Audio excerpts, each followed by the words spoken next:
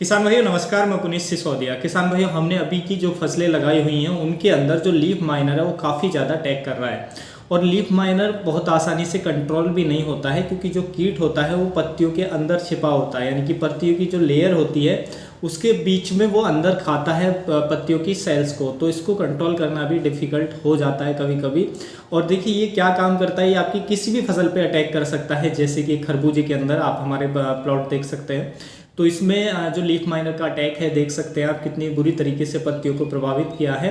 और आप खरबूजे के अंदर देख सकते हैं, खीरे के अंदर भी अटैक करता है, और टमाटर के अंदर ये काफ़ी ज़्यादा जो लीफ माइनर है उसका अटैक देखा जाता है। और यदि आप कंट्रोल नहीं करते हैं तो वही लीफ माइनर उसका जो लार्वा है वो हमारे जो टमाटर के फल होते हैं उनको भी नुकसान पहुँचाता है।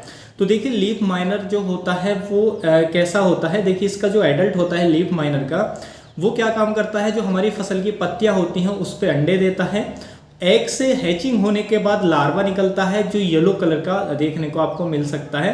तो आप यदि मैं आपको पत्तियों में दिखा पाऊँ तो आप देख भी सकते हैं कि ये येलो कलर का जो लार्वा है, देखिए ये पत्तियों के बीच में घुस जाता है। जब हैचिंग होने के बाद लार्वा निकलता है पत्तियों के अंदर घुस जाता है, और पत्तियों के अंदर अंदर जो सेल्स है सेल्स को खाने लगता है, जिससे जो पत्तियों पे हमें वाइट कलर की टेढ़ी मेढ़ी धारियां जो हैं वो नज़र आती हैं। और धीरे धीरे जब इसका जो अटैक ज़्यादा होता है तो पूरी सेल्स को खा जाता है, जिससे पत्तियां सूख कर डैमेज हो जाती हैं, जिससे पौधा जो है फोटोसिंथेसिस की प्रक्रिया नहीं कर पाता है, पौधा भोजन नहीं बना पाता है। तो अगर छोटा पौधा है उसी में अटैक हो जाए तो फिर जो हमारा क्रॉप है वो डैमेज होने के चांस काफ़ी ज़्यादा होते हैं, कि हमारी 100% जो क्रॉप है वो डैमेज हो सकती है। थोड़ा बड़ा है तो उसमें काफ़ी ज़्यादा हानि ये पहुंचाता है। यदि क्रॉप बड़ी है तो वो 100% तो डैमेज नहीं होती है, लेकिन बहुत बड़ा नुकसान ये करता है। तो देखिए इसको कंट्रोल करने के लिए आपको क्या करना है, कुछ ऐसे केमिकल का ही उपयोग करना पड़ेगा जिसके अंदर ट्रांसलेमिनार एक्शन हो। क्योंकि जो इसका जो लार्वा होता है लीफ माइनर का, वो जैसा मैं आपको दिखा पाऊँ तो आप देखेंगे इस पत्ती के अंदर कि जो लार्वा है, देखिए ये येलो कलर का है, छोटा सा लार्वा है, और ये देखिए पत्तियों की दोनों परतों के अंदर घुसा रहता है। तो ऐसा इंसेक्टिसाइड होना चाहिए जिसके अंदर ट्रांसलेमिनार एक्शन हो और जो लार्वा पे अच्छा काम करे, यानी कि बड़े जो कीट हैं उन पे अच्छा काम करने वाला इंसेक्टिसाइड होना चाहिए। तो देखिए जो लीफ माइनर है, जब उसका अटैक सीवियर कंडीशन में पहुंच जाता है और कंट्रोल नहीं हो रहा है, तो उसको कंट्रोल करने के लिए जो बेस्ट इंसेक्टिसाइड है वो आता है, जो टेक्निकल की मैं बात करूं तो एबामेक्टिन आता है 1.9%। इसी फॉर्मुलेशन में हमें देखने को मिल जाता है। ये बहुत ही अच्छा कंट्रोल देता है लीफ माइनर पे, क्योंकि इसके अंदर जबरदस्त ट्रांसलेमिनार एक्शन होता है। तो यदि हम इसके ब्रांड की बात करें तो देखिए वर्टीमैक के नाम से सिंजेंटा का आता है ये, या देखिए अबासिन के नाम से आता है क्रिस्टल कंपनी का। ये मेरे हाथ में आप देख सकते हैं, ये क्रिस्टल कंपनी का है, अबासिन के नाम से, बहुत अच्छा टेक्निकल है। तो आप इसको उपयोग कर सकते हैं लीफ माइनर को कंट्रोल के लिए, चाहे टमाटर की फसल है, खरबूज के अंदर, खीरे के अंदर, तरबूज के अंदर, या अन्य कोई भी बेल वर्गीय फसलें हैं उसके अंदर।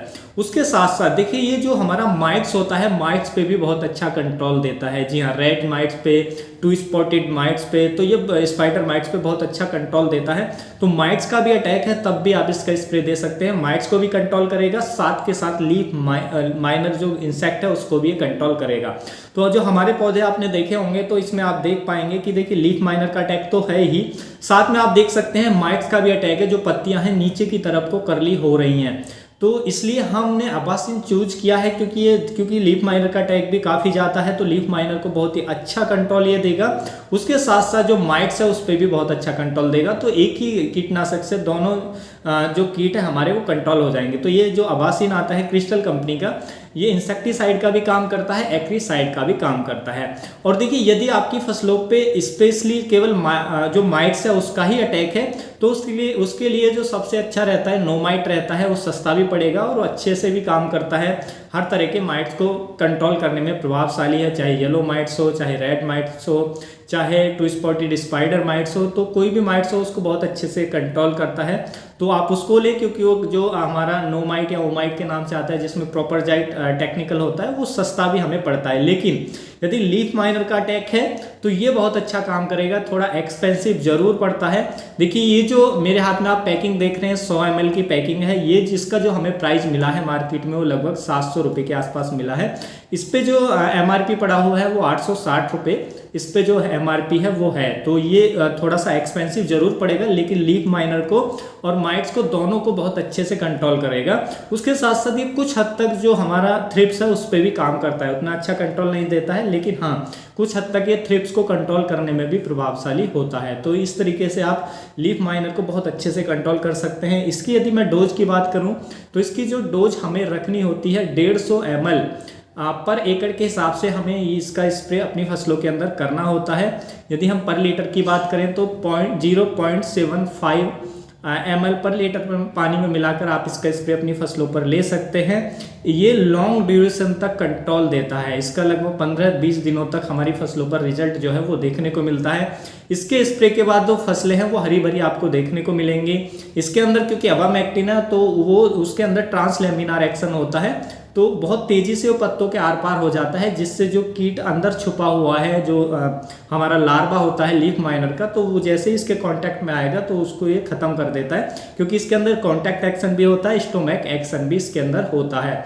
तो बहुत अच्छा ये काम करता है लीफ माइनर पे और साथ में माइट्स पे, दोनों का अटैक है तो स्पेशली आप इसको लें। और यदि आप लीफ माइनर से परेशान है, कंट्रोल नहीं हो रहा है, तो आप इसका उपयोग कर सकते हैं, काफ़ी अच्छे से कंट्रोल करेगा। उसके साथ साथ देखिए जो कोराजन आता है वो भी अच्छे से लीफ माइनर को कंट्रोल करता है, क्योंकि उसके अंदर भी ट्रांसलेमिनार एक्शन होता है। तो लीफ माइनर के लिए आप उसको भी दे सकते हैं, लेकिन ये बहुत अच्छा है जो एबामेक्टिन होता है, स्पेशली लीफ माइनर के लिए बहुत प्रभावी तरीके से लीफ माइनर को पर ये कंट्रोल देता है।